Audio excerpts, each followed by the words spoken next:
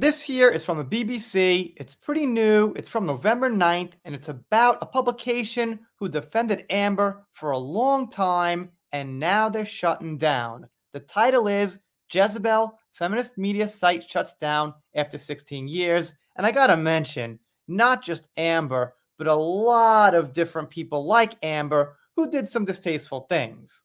And a quick reminder here of things they wrote during the trial. Amber Heard's appeal lists 16 ways the court screwed her over in Johnny Depp trial. Something like that. Not going to get into great detail, but you'll get the drift. So here they're saying all the ways that Amber got screwed. So pretty heavily on her side. Amber Heard's already lost in the court of public opinion. Why? Well, maybe because she was guilty in what was being accused of her. Maybe because the public in this case got it right. But of course, without a doubt, Jezebel will argue that the public opinion must be wrong and they know the right answer. Jezebel, Johnny Depp out of his mouth admitted some crazy stuff is what they say. Of course, they're going to say Johnny's testimony was actually against himself and he didn't even realize it. All right, I don't know exactly what the article says. I'm sure I read it at one point, but something like that. Johnny Depp and Amber Heard's defamation trial has become impossible. Well, actually, I think it was pretty easy. Looked like Amber defamed Johnny. The proof was there. We had a lot of witnesses, and that was it. It was pretty cut and dry. Sure, some details here and there could have been argued, but the bottom line is it was about defamation, and that's exactly what she did. But of course, according to the Jezebel, they don't know exactly what fame or defamation is because it was pretty clear what happened. All right, I'm rambling. Let's keep going. So it begins. Geo Media chief Jim Spanfilla announced the move in a memo to staff, calling it an excruciating decision. Sorry to hear that, Jim. Founded in 2007 under the Gawker Media umbrella, Jezebel pioneered the sharp, dishy coverage that came to characterize many digital upstarts. Its suspension follows woes at other new media firms. This is so sad. It's so sad, it's hard to even be sarcastic.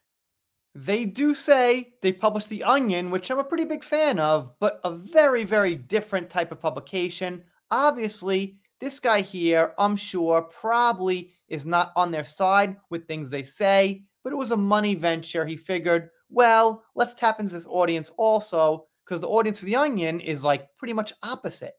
So as far as this guy who decided to suspend them or shut them down, I don't think it was political. I think he just threw out some fishing lines everywhere and tried to pull money out of stuff offline. He said he talked to 24 potential buyers or more, and no one wanted the Jezebel. Once again, I got a tear in my eye. Just kidding, I can't even fake it. It's a testament to Jezebel's heritage and bona fides that so many players engaged us, he wrote in the memo shared with the BBC. Still, despite every effort, we could not find Jez a new home. So he's calling them by a nickname now. I'm going to scrap these losers. Let's just call him Jez from now on. Pretty funny. In addition to suspending the publication of Jezebel, he said the firm was reconstructing editorial and business teams. The moves will lead to 23 jobs lost, including Jezebel, he said. They then say the Jezebel is the latest media brand to succumb to a downturn in the industry. Look, I don't like to laugh about people losing their jobs. I hope they get something to do, but I don't hope it's writing about this biased feminist stuff they write about. I hope they have success as a manager in retail. Maybe they go back to get nursing degrees. Maybe they work on the railroads, the metropolitan lines, selling tickets. Whatever it is, I hope they live a somewhat satisfying life. But as far as what they write, I'm glad they're not going to write that anymore and get paid for it. Not to the same extent. They'll probably branch off and try to start their own little media sites, but they probably won't make too much money, and those will probably, go south also. They say BuzzFeed and Vice are also restructuring. Who are other papers that went, let's just say, way too far politically, forgot their real fan base, and that's what happens. There's a phrase for it. I won't say it. Some of you know it though. And to a certain extent, they praised the Jezebel for politics and identity.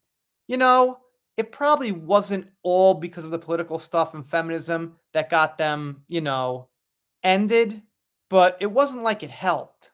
And there's more and more compliments. They made a big mark on the landscape. Not really.